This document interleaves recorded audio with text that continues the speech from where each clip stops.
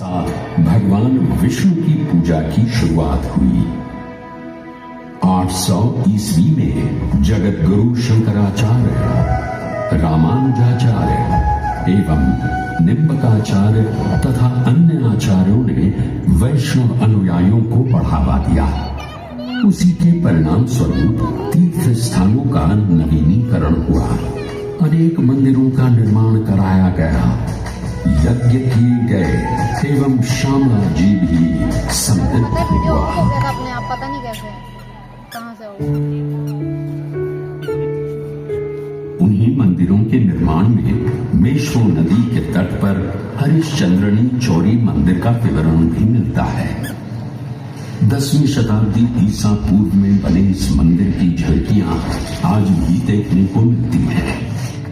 इस मंदिर में एक आयताकार गर्भगृह के सामने एक बड़ा मंडप स्थापित है, जिसमें 2 समीपवर्ती दीर्घाएं हैं जो सभाओं या अनुष्ठानों के लिए स्थान सुझाती हैं।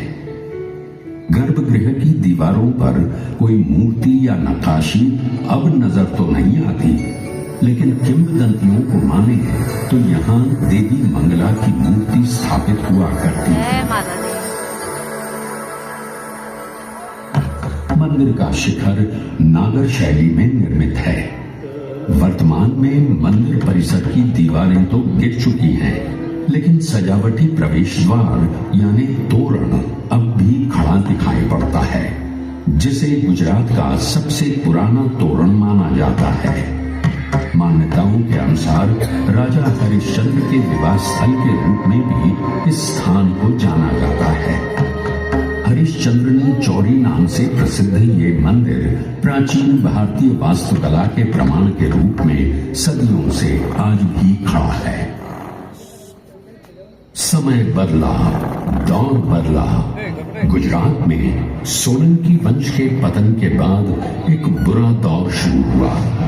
तब धार्मिक कट्टरता के आधार पर विदेशी आक्रांताओं ने अनेक मंदिरों को नष्ट कर दिया। राजनीतिक अराजकता के उस दौर में ईडर शासकों ने लगभग 1520 ईस्वी में एक संधि द्वारा इस क्षेत्र को पुनः प्राप्त कर लिया।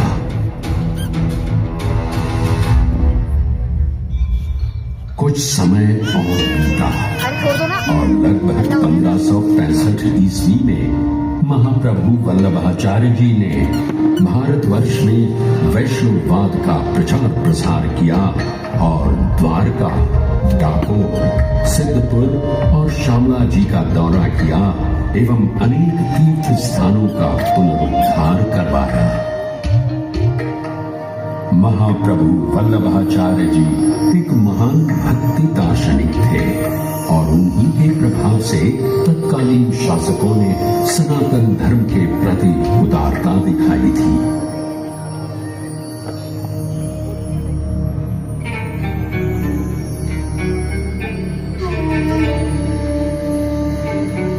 ऐसा माना जाता है कि उसी दौर में अनेक मंदिरों के साथ मेरे इस प्रांगण का भी जीर्णोद्धार कराया गया था।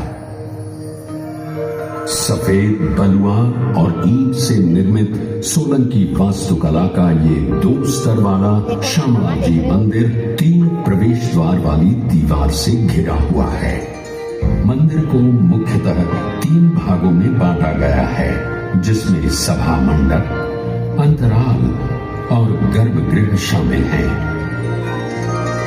मंदिर सुंदर खंभों पर टिका हुआ है, जिसके ऊपर एक छतरी विराजमान है और साथ ही उसकी दोनों ओर अर्धमंडलाकार रचनाएं मौजूद हैं। मंदिर के आंतरिक स्तंभ नीचे से ऊपर तक 3 भागों में विभाजित हैं, वर्गाकार, अष्टकोणीय एवं गोलाकार, जिनके ऊपर सुंदर फूलों की आकृतियां उकेरित हैं। सुंदर नक्काशी से भरा शिखर है जो निस्संदेह अपनी ओर सभी का ध्यान आकर्षित करता है। छत के सामने वाले हिस्से में सपाट छत से निकले हुए छोटे छोटे गुंबद हैं। इस मंदिर के ऊपर सफेद रेशमी ध्वजा जी फहराया जाता है। जिसके कारण इसे ध्रोड़ी ध्वजावाड़ा भी कहा जाता है। मंदिर में हाथी एक बहुत ही सामान्य प्रतीक है। इसकी बाहरी दीवारों पर अर्ध प्रचंड हाथियों की बड़ी आकृतियां प्रदर्शित हैं। मंदिर की इमारत के चारों ओर पत्थर में उकेरे गए हाथियों के सिर और अग्रभागों की एक झालर देखी जा सकती है। इसके अलावा मंदिर की बाहरी दीवारों पर देवी देवताओं की छवियां, भौगोलिक चित्र, विभिन्न प्रकार के फूल, जानवरों और परनालों की आकृतियां देखने को मिलती हैं। देवराज इंद्र, वरुण, अग्नि, वायु, कुबेर, शिव एवं गणेश के साथ साथ मां इंद्राणी, चंद्रिका, सरस्वती आदि देवी देवताओं की नक्काशी के रूप में भी आकृतियां सुसज्जित हैं। इसके अलावा रामायण, महाभारत, श्रीमद् भगवद गीता और पुराणों के दृश्यों को बड़ी ही रचनात्मक शैली में चित्रित किया गया है। मंदिर के प्रवेश द्वार के सामने एक द्वार स्थापित है, जिसके दोनों ओर विशाल हाथी देखे जा सकते हैं। हाथी द्वार सीधे मुख्य मंदिर की सीढ़ियों की ओर है। ये प्रवेश कक्ष की ओर ले जाता है। मंदिर के प्रांगण में गरुड़ की एक बहुत ही सुंदर मूर्ति है।